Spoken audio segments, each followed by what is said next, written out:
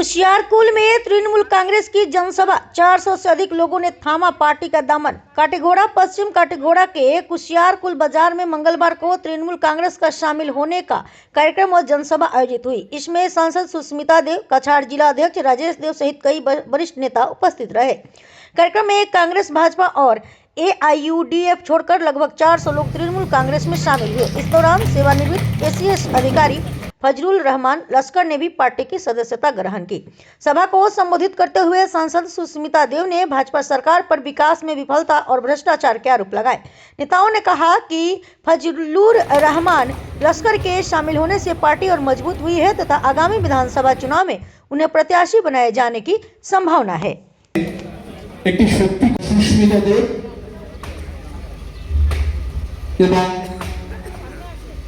तृणमूल कांग्रेस जिला कमिटी सभापति राजेश देव,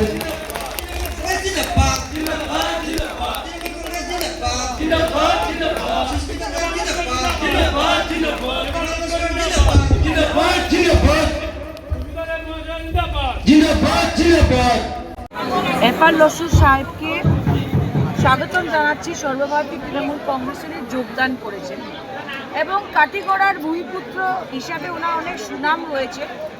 উনি প্রথমে যখন আমার কাছে প্রায় 6 মাস আগে আসলেন, উনি বললেন যে কাটিগড়াতে আমি তৃণমূল কংগ্রেসের সংগঠনটা শক্তিশালী করতে চাই এবং মমতা বন্দ্যোপাধ্যায়ের নেতৃত্ব আমি নেতৃত্বতে প্রেরণা পেয়ে আমি তৃণমূল কংগ্রেসে জয়েন করব।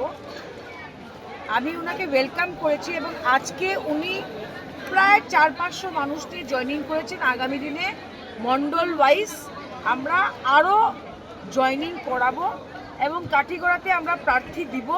আর আমার বিশ্বাস যে কাঠিগড়াতে যদি আমরা একজন যোগ্য প্রার্থী দিতে পারি, কাঠিগড়ার মানুষ তৃণমূল কংগ্রেসকে গ্রহণ করবে।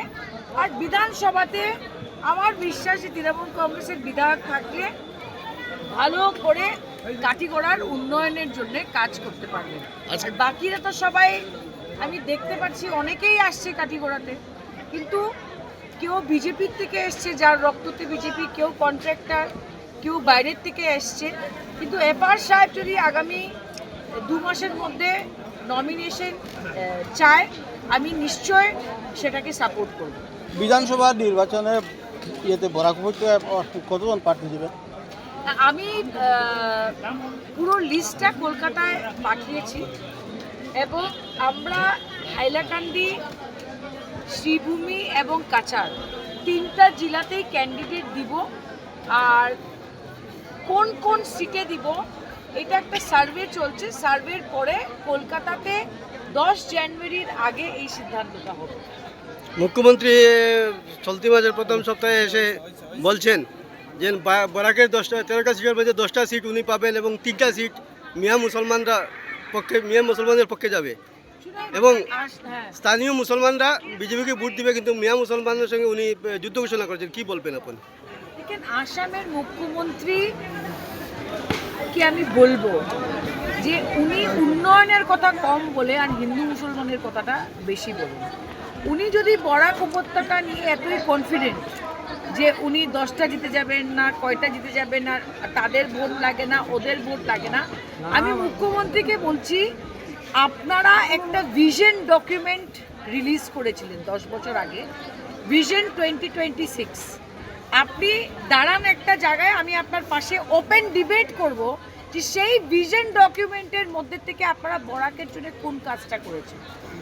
কোনো ইন্ডাস্ট্রি নেই, কোনো চাকরি নেই, হ্যাঁ, আজ পর্যন্ত মহাসড়ক হয়নি, হ্যাঁ, বর্ষা হলেই শিলংয়ের রাস্তা বন্ধ হয়ে যায়, প্লেনের টিকিট 10,000 12,000। কী করেছেন উনি? উনি কি ভাবছেন 2টা রাস্তা আর 2টা ব্রিজ বানিয়ে উনি মানুষকে খুশি করবেন আর মহিলাদের 1200 টাকা দিয়ে? কি করেছেন? বরাকের কয়টা ছেলে মেয়ে চাকরি পেয়েছে? জবাব দাও আসামের মুখ্যমন্ত্রী। আর উনি সবাইকে বলেন আপনারা মিয়ার পার্টি, হেই পার্টি, সেই পার্টি। আপনি করিমগঞ্জে জিতেছেন, যে MP সিটটা কার ভোটে জিতেছেন হেমন্তবাবু? যাদের ভোটটা যখন পায়ে ধরে নিয়েছেন ওদেরকে সম্মান দিতে জানেন।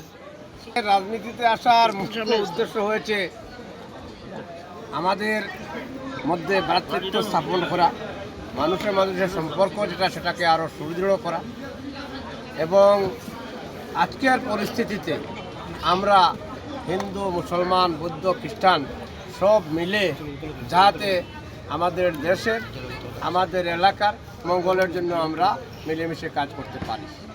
কাটিগড়ায় শোনা যাচ্ছে যে 2026-এর বিধানসভা নির্বাচনে কি বলবেন? দেখেন, এটা দলীয় সিদ্ধান্ত।